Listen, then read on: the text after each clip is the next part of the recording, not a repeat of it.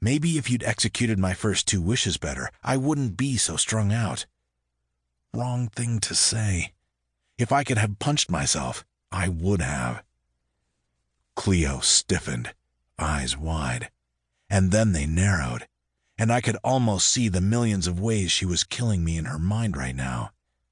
I braced myself for a barrage of scorn mixed with profanity. If there was one thing I'd learned about Cleo in the past couple of months, it was that she had an extensive vocabulary of swear words. Not only was her range impressive, it was also interestingly exotic. I was well acquainted with it, because it had been directed at me on the frequent occasions I managed to get her to come out of the pillbox.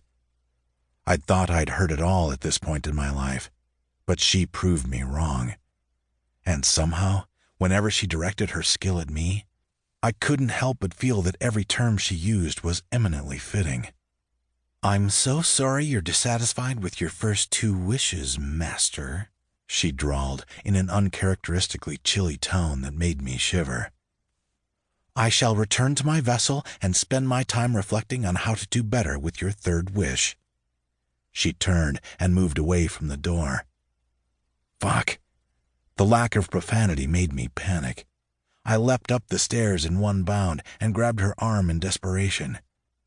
If she evaporated back into the box, I'd have a hell of a time getting her to come out again. "Cleo, I'm sorry. Don't go. I'm an asshole, okay? A dick.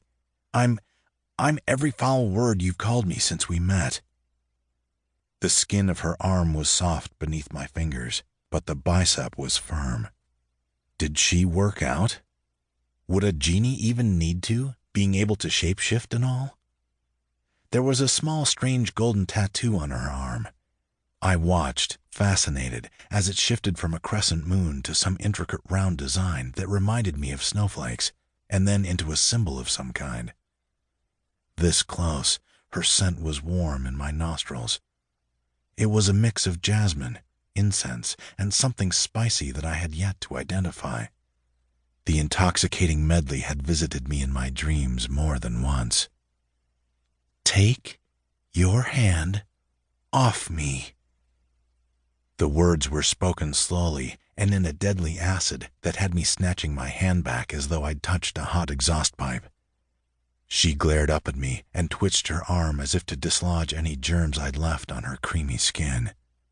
"Sorry, so sorry," I said, my words coming out light and breathy as though I might set off a bomb. I took a half step back from her, lifting my hands in front of me in that universal "I'm not armed" gesture.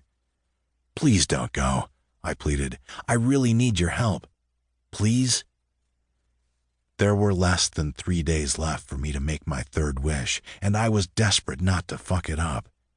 I'd made the first 2 rather quickly, and they hadn't turned out exactly as I'd hoped. Well, no, I can't say that.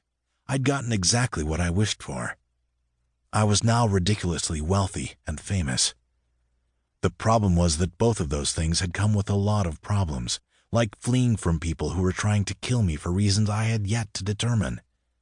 And I really didn't want to spend the rest of my life using my new, magically granted resources running, hiding, and generally having to look over my shoulder for the rest of my days.